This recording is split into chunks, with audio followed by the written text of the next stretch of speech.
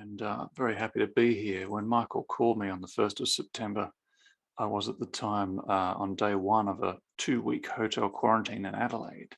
And when he asked me to speak at this International Peace Day ceremony, I've got to say I was instinctively a bit reticent, not because I've got anything against peace, but because these sorts of events seem to call for conclusive proclamations. And at the time, I'd just returned from 2 weeks of inconclusive experience working on the evacuation of Kabul, which for me came on the back of 12 years' work on Australia's Afghanistan project. And to be honest, I'd come away from all of this with more questions than answers, really. To take a few steps back, I went to Uruzgan province as the first diplomat there in 2009 and left our mission when it closed there in 2013.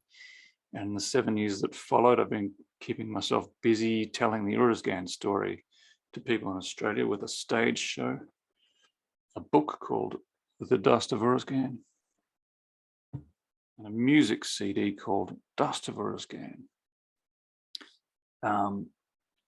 Anyway, when the music industry collapsed in March 2020, I took a job in the Australian Embassy in Kabul, working as front of house for our development program there. And then when the embassy was withdrawn from Kabul in May 2021, I took a gig in Australia's interim virtual embassy to Afghanistan, working from a hotel in Doha. And it was in that capacity that I found myself on an ADF C-130 flying into Hamid Karzai International Airport to work on Australia's mission to evacuate passport and visa holders from the city, which had just fallen to the Taliban. We flew in on the night of the 17th of August, expecting to find hundreds of people lined up ready to go. But instead, we only found 26 people. You see, there was a problem. And the problem was that there was a kind of human logjam at the 3 gates of the airport, and people were only getting through those gates at great physical risk to themselves and their children. I was focused initially on a kind of chief of staff headquarters role for our diplomatic presence at the airport, so I never got out to the gates until around the 19th of August, 2 days later. And nothing I'd experienced in my years in difficult places prepared me for what I saw on the northeast gate of the airport that day. Allow me to describe. Leading up to the gate itself was a kind of chute, which is what the security operators call the narrow sort of 40-metre long stretch of road with concrete blast T-walls on either side, leading up to a heavy gate which was partly opened. I walked down that chute and through the gate to see about 10 metres in front of me a kind of semicircular perimeter of razor wire extending from a blast wall to my left, most but not all the way to a blast wall on my right, leaving a gap about 3 metres wide. Beyond the razor wire was a kind of heaving mass of 5,000 people packed in tight, baking in the summer sun, all of whom just wanted to get through that 3-metre gap. They were holding up passports and visa documents and calling for us to let them in. They were jostling, pushing, shoving, kicking and punching against each other. I saw one old woman dangling a screaming baby over a razor wire, baying for our attention. The gap between the razor wire and the T-wall to the right was plugged by what I could only describe as a rugby maul of 20 US Marines packed in together tightly, pushing into the crowd, which was pushing back against them. Caught up amongst those Marines were a handful of Afghan soldiers in tattered uniforms firing pistols into the air to intimidate the crowd. And every now and then they'd let out a flashbang grenade 2 meters above everyone's heads. Every 20 seconds or so, a human body would squish through this scrum and pop out, bleeding and lacerated from between the legs of the Marines like a rugby ball from the scrum, then stagger around for a few seconds before being led away down the chute for processing by German and Australian and American officials. It was a Haitian scene and a mosh pit of fear and misery, and looking on in horror, I found myself frightened and angry and thinking, how did this come to pass? How did we let this happen? On reflection, these gates marked a point of confluence, a kind of tectonic plate boundary where the remnants of the international mission to Afghanistan butted up against Afghanistan itself. They say it takes two to tango, so I think it's fair to starting point to apportion responsibility for these horrific scenes 50-50 between, on the one hand, the pathologies intrinsic to the Afghan body politic, and on the other, decisions made along the way by the US and international community in the management of our 20-year mission in Afghanistan. On the former, this logjam at the gates was a typical Afghan problem. Too many people competing for a finite resource with no agreed processes or protocols for managing or mitigating the conflict. Going one step back, though, a deep-seated and pervasive corruption had rotted away at the core of the Afghan state, alienating millions and making the collapse of that state inevitable. Turning then to the international community's culpability for all this, let me be diplomatic and explore these not as mistakes, but rather as questions. Let's briefly weigh the judgments made at three key decision points that led things to be where they were at the Northeast Gate on the 19th of August. Question one: should the United States and allies have invaded Afghanistan on the 7th of October 2001 in response to the 9/11 attacks? Well, on the one hand, ejecting the Taliban regime sent a clear message to other governments that harboring terrorists was a bad idea. And objectively speaking, we can say there has been no terrorist attacks exported from Afghanistan since. On the other hand, it triggered a war, which has persisted for 20 years, diminished US and NATO standing, cost trillions, kept Afghanistan on its knees economically and in a state of terror psychologically, and led directly to the death of some 171,000 people, including 47,000 civilians, 66,000 Afghan military and police, over 51,000 Taliban fighters, plus 3,515 coalition soldiers, including 41 Australians.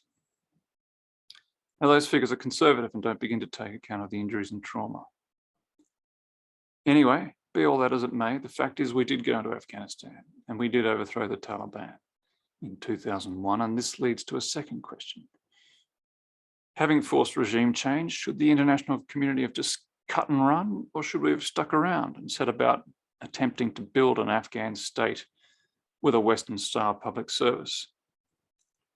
Well, on the one hand, building a democratic Afghan state was always going to be a thankless task, given the fractious and diverse demographics of Afghan society and given the absence of a democratic tradition, established institutions of state, or an established tax base to fund such a state.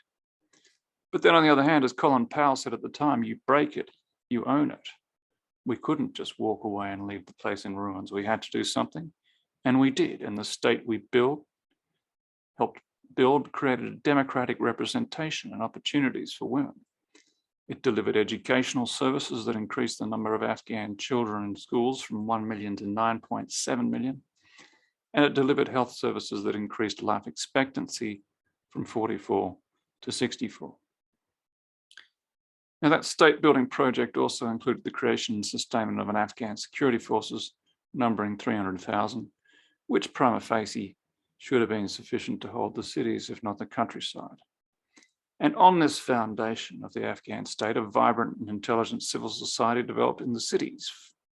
Journalists, artists, academics, public servants, aid workers, medical workers, soft, urbane people much like us, whose children wanted jobs and iPhones.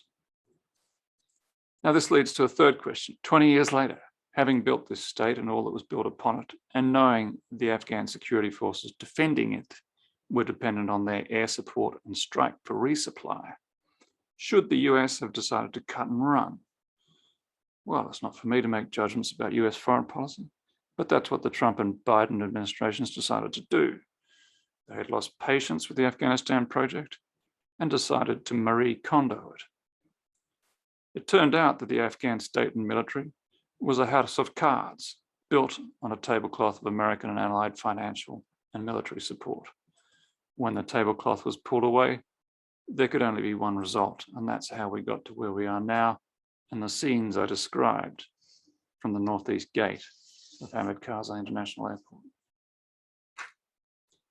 Now, there were probably other critical decision points along the way, such as whether to invite the Taliban to join the political process in 2002, or whether to invade Iraq in 2003, or whether to work with or against the warlords on the ground in the years that followed.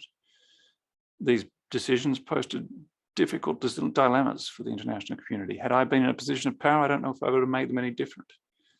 What I can say I've learned conclusively from all this is that looking forward, we need to be humble and clear-sighted about what we can achieve in countries like Afghanistan. Firstly, because they have deep-seated complexities and challenges that defy our technical and political solutions.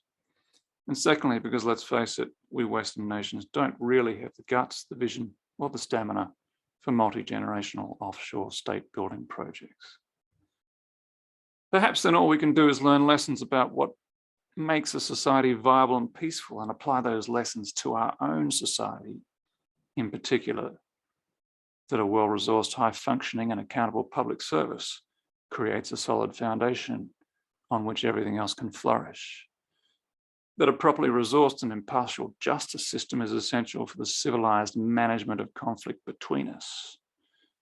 That a political leadership focused on the collective good of all, rather than the narrow interests of a powerful elite, is key to sustaining our shared stake in the state. And finally, that basic courtesy, decency, and civility in the way we deal with one another in our daily lives, including call center operators, maintains the dignity of all. So this is what I've learned from 12 years working in Afghanistan. Things have not ended well there, but I don't regret my involvement in the project. I'm proud of what we achieved, particularly in the last 2 weeks of August, in getting around 4,100 Afghans and expatriates out of Kabul, 3,300 of whom have since been brought to Australia. I know a dozen of these people personally.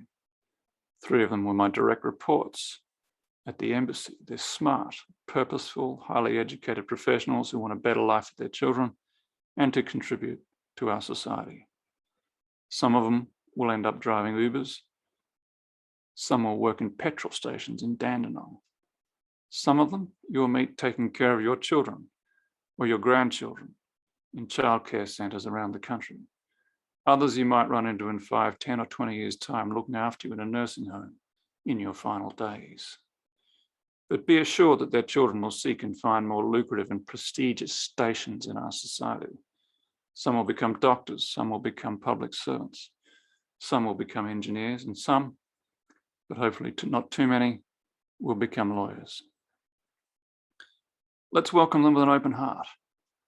But at the same time, let's not forget those we left behind in the human cattle yards outside Hamid Karzai International Airport, and those we left behind down south in the dust of Uruzgan. You'll be hearing a song now called Dust of Uruzgan, which I wrote from the point of view of an Australian soldier named Paul Warren, reflecting on the events that led to the death of his mate Ben Renato on the 18th of July 2009. Thanks for your time. Peace be with you.